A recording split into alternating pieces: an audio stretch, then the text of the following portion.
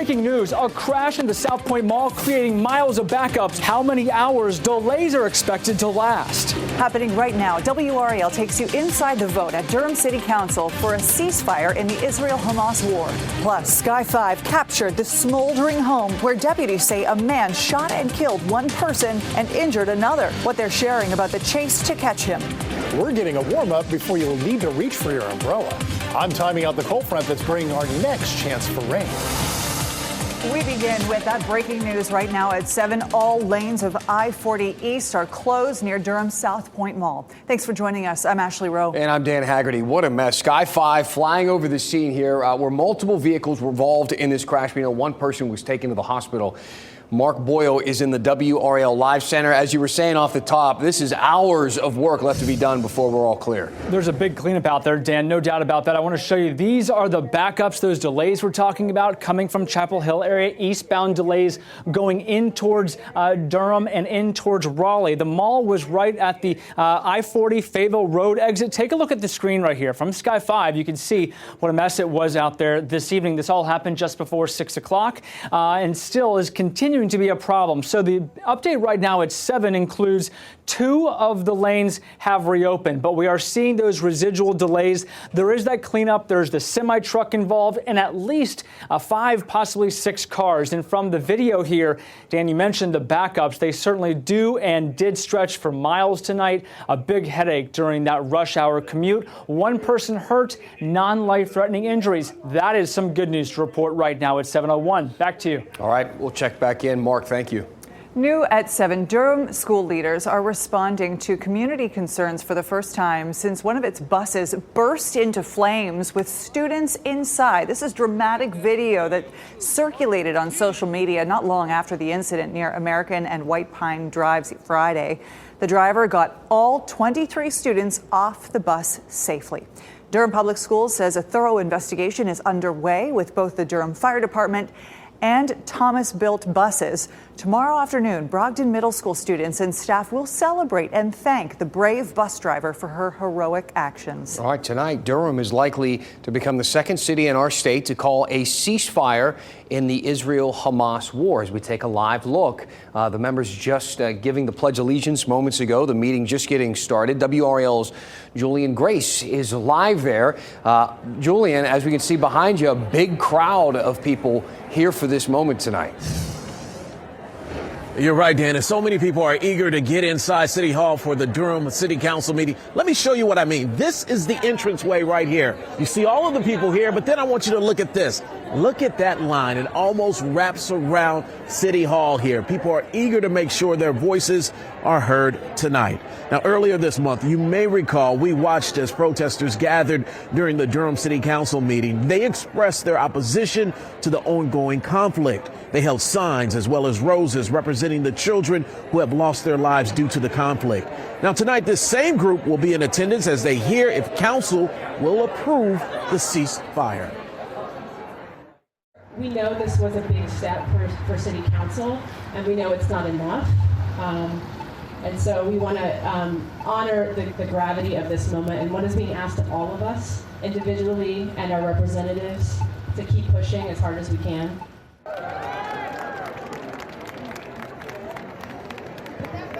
Dan, you may not be able to hear it, but this crowd remains rather optimistic that council will pass that ceasefire. Tonight at 10 and 11, you will hear reaction from those and the decision tonight. That's all new at 10 and 11.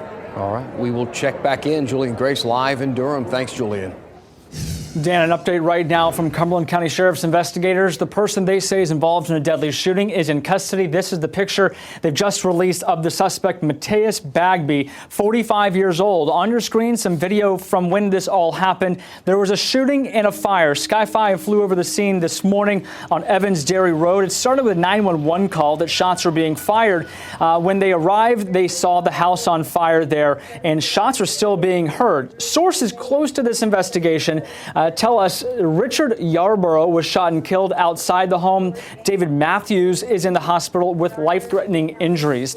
As for the suspect, Mr. Bagby, he's facing charges of first-degree murder. He is expected for his first appearance in court tomorrow afternoon at 2:30 there in Cumberland County. We'll follow this story as we get new information coming in from the Sheriff's Department there. Back to you. Mark, thanks for the latest on that story. St. Augustine's University is revealing plans to survive a financial crisis that's caused employees to be paid late and put the HBCU into millions of dollars in debt. Interim President Marcus Burgess spoke publicly about the university's money problems for the first time today. He says the university has a cash flow problem and may not be able to meet payroll again. Burgess says St. Augustine's is undergoing a forensic audit to determine how the school's finances became so dire. The university also hired a team to put together a new financial plan. We're going to have to cut to work our way back. So we may have to operate on a leaner budget to ensure our stability go forward. Burgess made a pledge to keep the university open. The university will be appealing the accrediting board to maintain its official status tomorrow. If you feel like you're being watched at the polls this year when you're voting, you might be right. Changes to election law could mean that more people who are not election workers are watching you cast your ballot. WRAL Capitol Bureau Chief Laura Leslie was at an early voting site in Cary today to explain how these changes will affect you.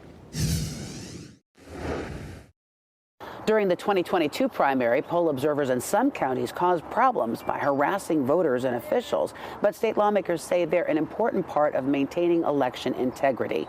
The new rules will give them more freedom to observe what goes on in voting sites like this. We met early voter Rebecca Owen here at the Young Community Center in Cary. She hadn't heard about the new rules for poll observers, and she's concerned about voter intimidation. And especially if the idea that they can roam around and look over your shoulder or whatever, I think it creates an atmosphere that I don't think is suitable to what we're trying to do, which is to have free and fair elections. Poll observers are not election workers. They're appointed by a political party to oversee how voting is going and look for problems. It's not a new idea. They've been allowed in voting sites in North Carolina for decades. Last year, Republican lawmakers said their observers were not able to fully do their job because of restrictions on where they could be and what they could do in the voting place. The new rules allow them to move around much more. They can get much closer to voters than they used to, close enough to monitor conversations, says State Elections Director Karen Brinson-Bell. Observing may also mean listening. So they are going to be listening for the check-in process. They're going to be observing that a photo ID is presented. But they're not allowed to see how you vote. They can observe that a voter is marking their ballot, but they cannot be close enough to observe how they mark their ballot. The same applies to the voter inserting their ballot into the tabulator. The new law also allows more observers in the voting area, as many as 3 per party, including some roaming observers who may be from other parts of the state. However, poll observers will now have to wear ID badges so voters don't mistake them for actual election workers, and they can take any concerns to officials at the voting site, but not to the voters themselves. So an observer is not to interfere. They are not to communicate with voters. They are there to observe. Laura Leslie, WRAL News, Cary. Quick note here, before you head out to the polls, check the WRAL voter guide. It has everything you need to know about polling locations, times, the candidates on your ballot. Just go to WRAL.com or the WRAL News app. Many people have reached out to WRAL with concerns about their energy bills. One Duke Energy customer said her bill had jumped to $1,000, only to find out it was because of human error. Bryn Blanco says she was shocked when she opened her most recent electric bill. It cost more than $1,000 for her 1,000 square foot home. Her bill showed she was using 400% more electricity than last February. Blanco knew that couldn't be right, so she contacted Duke. Just the first phone call alone to even get to a manager and get any movement on this was about an hour and a half, and that was just the first phone call. Blanco has her meter read manually, and Duke Energy tells WRAL during this process, the usage information was recorded inaccurately. We are working to quickly resolve the matter and rebill the customer for the correct amount. Blanco says she now only owes $175. That's a big difference. A traffic reminder for drivers in Raleigh. Starting today, Hillsborough Street at Blue Ridge Road is closed for the next 2 weeks as crews work to relocate a water line there. It's right near the fairgrounds. I know a lot of you are familiar with that area. Drivers can follow I-440 and Western Boulevard or Trinity Road and Blue Ridge Road for detours around all of this. The road is expected to reopen on March 2nd. Parts of the American Tobacco Trail are now closed as crews there work to renovate some of the bridges in the area. The White Oak Creek Bridge will be closed through Friday. That means the trail will be closed in Apex between Wimberley Road and a point just north of Goodwin Road. Work on other bridges on the trail will continue through April 17th. Still ahead, North Carolina is launching a new tool for people in crisis. The new resource for people struggling with mental health and when you can use it, coming up. Plus, is warmer winter weather threatening snow sports? We'll take a look at how the resorts are adapting coming up. Mike? Ashley, a little chilly today, but warmer weather is on the way this week. I'll outline that. Plus, our next storm system battering California. I'll show you when that arrives with Futurecast. It's coming up. Bank of America customers will want to check for any notifications from the bank after a reported data breach. The data breach happened to Infosys McCamath Systems. The company services deferred compensation plans for Bank of America. IMS says its systems were hacked on November 3rd. More than 50,000 customers nationwide have had their names, their addresses, and social security numbers leaked.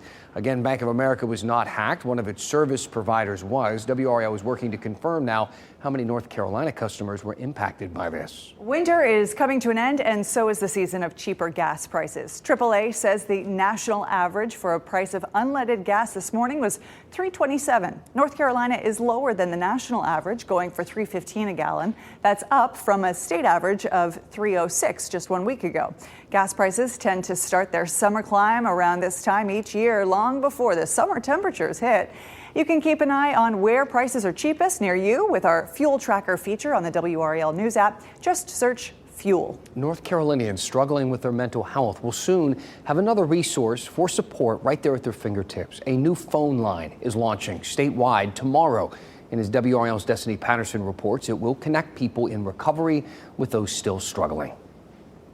How do we eliminate the stigma around mental health? First, by addressing it. When we talk about there's help out there, there's hope, recovery is possible, that I can point to myself and say, I have been in that same position. Since the launch of the 988 Suicide and Crisis Line, the North Carolina Department of Health and Human Services says it's been busy. Demand is still very strong. The state reports a contact volume of more than 97,000 calls. More than 45% of their calls come from repeat callers. Well, starting tomorrow, North Carolinians will have another option, one that gives you the opportunity to get support from people who may have gone through similar situations.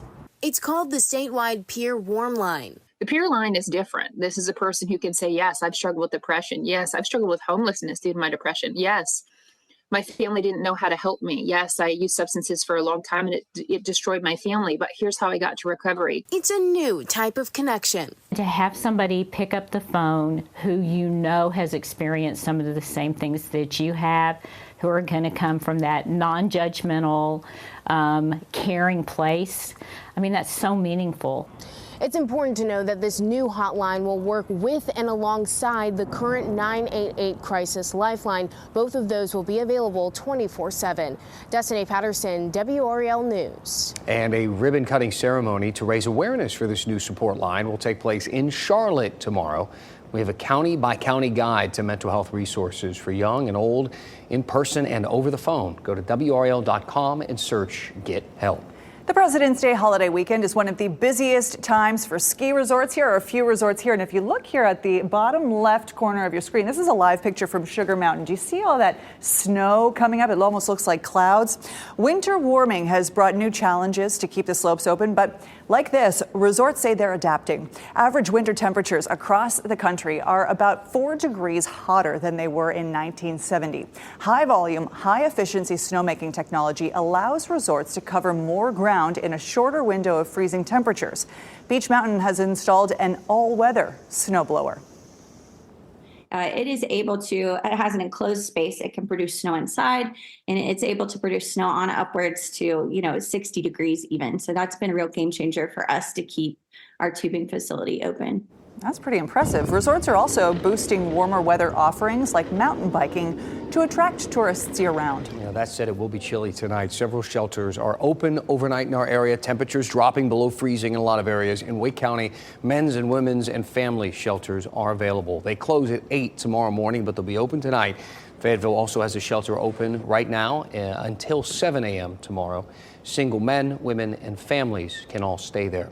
Meteorologist Mike Mays joining us now to talk about the details of some of these dropping temps, Mike. Yeah, and they're dropping fast this evening, Dan, because the skies are clear, the air is very dry, and winds are nearly calm. And that is a really good combination to allow temperatures to fall off quickly once the sun sets. By daybreak, it's 25 at Roxborough. Raleigh's at 29. We had 27 this morning. There could be some frost to start the day. Rocky Mount, you're at 27. Goldsboro, 30, 31 in Fayetteville, so prepare for a cold start. But then we start to warm back up. We have 58 today. Tomorrow will be in the same territory, so it'll be a coolish kind of day, but we start to warm up on Wednesday. In fact, we're going to say Wednesday's the beginning of our warm spell that'll likely last into next week, peaking this week into the mid to maybe upper 60s on Thursday, mid 60s on Friday, low 60s on Saturday, but Sunday and Monday that really start to warm up. In fact, by next Monday, we could be in the low 70s. Now, there is a rain system on the way. It's battering California right now. Tomorrow, Wednesday, even Thursday during the day is dry.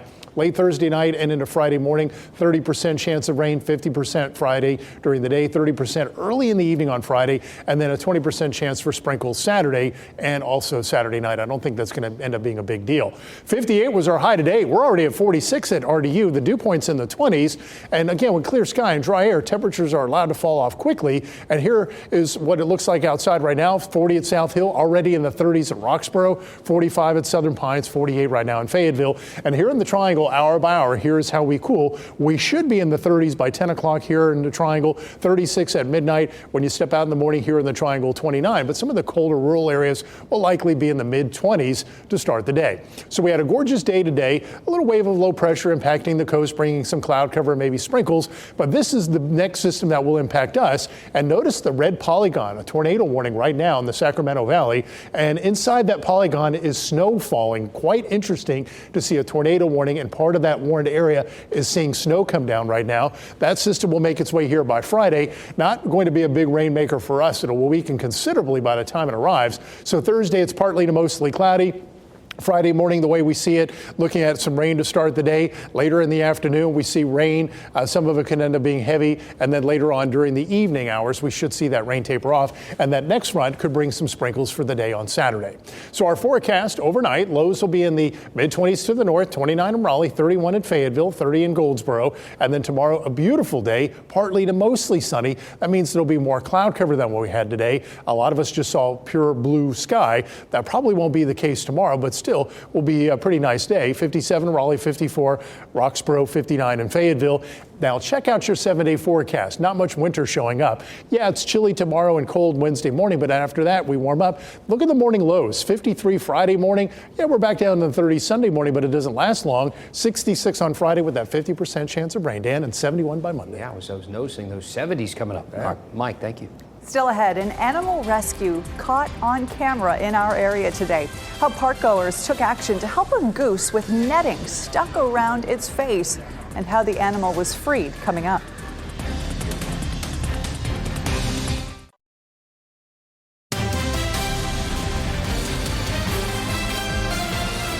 Cary Animal Services officers helped rescue an injured goose found with netting wrapped around its beak. Look at the video here. This animal was found at downtown Cary Park. Parkgoers noticed the netting was making it impossible for the goose to open its mouth to eat.